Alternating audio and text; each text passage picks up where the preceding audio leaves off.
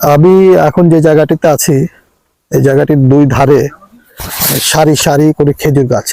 এত খেজুর গাছ আমি ছোটবেলায় দেখেছিলাম আমাদের এলাকায়, কিন্তু এখন আর নেই।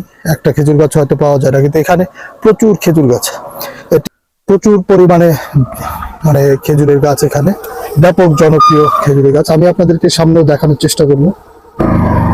রাস্তার দুই ধারে দেখতে পাচ্ছেন অনেক খেজুরের গাছ। আজকে বৃষ্টি হয়েছে, এই জন্য মেঘলা আকাশ, এই কারণে গাছিরা আজকে গাছ কাটে নাই, আজকে হারিয়েও দেয়নি গাছে। ওনারা সাধারণত বৃষ্টির দিনে গাছ কাটে না এবং হারি দেয় না। তো খেজুর গাছ দুই পাশেই দেখতে পান, প্রচুর খেজুরের গাছ। ভালো লাগতেছে মানে খেজুরের এই দিনে, এই শীতের দিনে খেজুরের গাছ, খেজুরের রস, এগুলো আসলেই ভালো লাগার মতো ব্যাপার। ডান পাশে সরিষা ক্ষেত, বাম পাশেও সরিষা ক্ষেত, অনেক সুন্দর একটা লোকেশন। সবাই এই রাস্তায় আসবেন বেড়াতে, ভালো লাগবে।